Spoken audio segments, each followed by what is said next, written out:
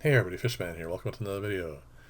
This is part 2 for the massive Paludarium refit, and I was fortunate enough to manage to get all the materials required. That's all the acrylic and the wood, and also a bunch of stuff for the internals, such as the water pumps and lighting and all that sort of stuff, before we go into our 4th lockdown. Now, fortunately, it's not going to be a complete one. We'll still have access to some stores, but it's going to be on a much more restricted basis, and who knows, what kind of materials are going to get in and supplies and all that sort of stuff. So I'm just actually quite happy to have everything I need, at least for all the structural aspects of this, and I'm going to get this built. And then there might be a little bit of delay for some of the internal stuff, but at least it will get to the point where it's up and running. So as you can see, I have redone the drywall. I am not a drywaller, but I did manage to patch it reasonably well, and it's really, there's not really much in the way you can see of marring. And then I got it all sanded down, and it's painted. So that, even though it's not going to be seen, is kind of important to get it done, so if there's any moisture or that sort of stuff, that it doesn't cause any sort of issues that way.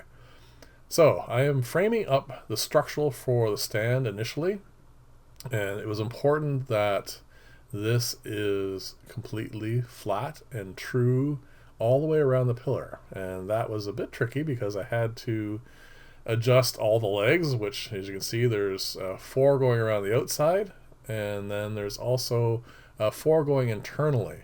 Now I managed to, by measuring, to get the 6 that you see here installed properly without having to do any recuts, but the 2 that go on the actual inside, which you'll see here shortly, the floor there is actually really quite wonky, so I had to take those and re-trim them. It was a very small amount, but again, I want this to be as true as possible. It'll make the welding of the acrylic much simpler, so I had to redo those, and I also built 2 separate brackets for them to hold them in place. Nothing really important, but it was, like I said, necessary to get this, again, as easy as possible for the welding.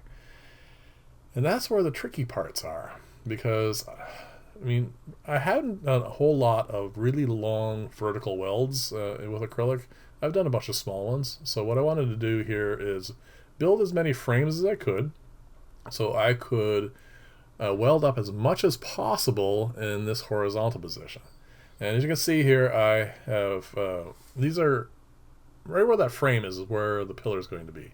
And I'm trying to get the central bits welded and then cured and then flipped over and again welded and cured without having to worry too much about, any stress on the joints, because you see the one hanging down there. It had to be fully cured before I could flip it over and do this here. So that just means I have to wait for the methylene chloride to completely evaporate and make that joint as solid as possible. So even though it takes maybe a minute to actually do the welding itself, I have to wait about 10-15 minutes afterwards to make sure. I don't want any bubbles if I can avoid it, and I certainly don't want any weak joints. So this is going to sit here temporarily. You can still see the protective film on it. It's going to sit here because I need to weld up the other half, which is going on the other side of the pillar, before I can get the 2 welded together. Now I built this frame so it is the exact width of the internal parts for this, so that when I'm when I get to this point here, it acts as the brace for this, and nothing is none of the joints have any stress on them. They're all just sitting there, and that way I can weld up the bottom joint on the right, because that's the last one I have to do for this.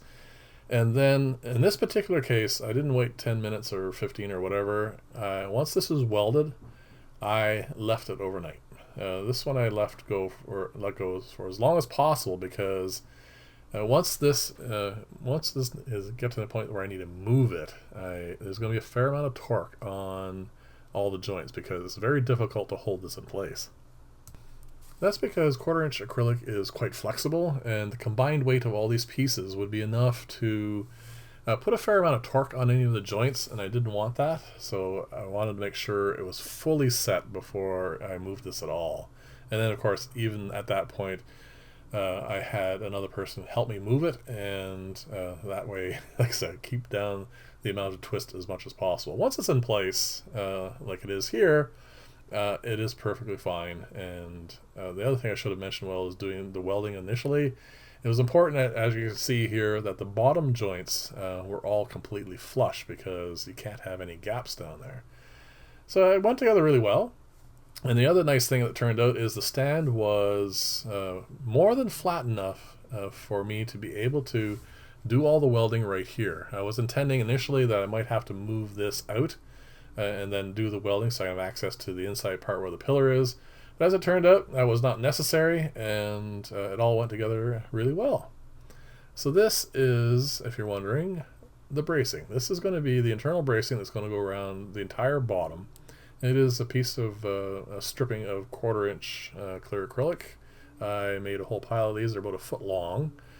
And this is going to allow me to put a lot more stuff in the bottom of this without having to worry about damaging the weld, or in another case the seal for the tank that's going to be on the inside.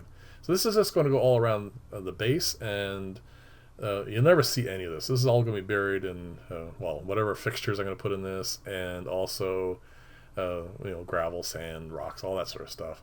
But also on the outside, you're not going to see it either, because this so far is just a structure for the stand. But once this is all finished and I have it filled with water and it's running and all that sort of stuff, there's a curtain that's going to go around this, and it's going to hide everything that you see right here at the base. It's going to go up about another 1/4 inch past what you see there for the acrylic. So all you're going to see is the top part of the clear ends. So this is the part that I was most concerned about in the welding, and that is this long vertical weld, because the problem with methylene chloride, it is extremely runny. Its viscosity is next to nothing really, and if I don't use the syringe properly, I could end up causing a little too much to come out, and what would happen is you would end up a little bit of running off and causing a trail on the side of the acrylic, and that would severely mar it, and I certainly didn't want that. As it turns out, it did really well. And if you remember from the beginning, I said the stand was really flat, but you saw the knife stuck in there. There was this one section where it was off by probably about 0.3 millimeters, just enough to wedge the knife blade in, and well, that's what I did. I put that in there just so I can do the weld without having to worry about moving anything.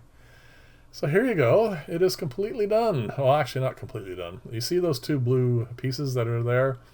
I just finished welding on the final piece on the right, and because I can't put any weight on this, I can't lean over to finally get the last bracings in.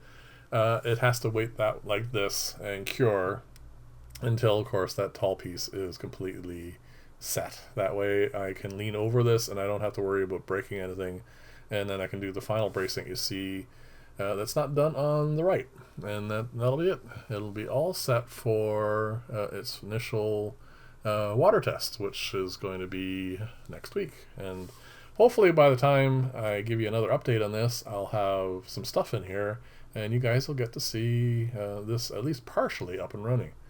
So thank you very much for watching. I will see you in the next video, and bye for now. And oh, by the way, let me know what you think, and leave lots of comments. I always appreciate those.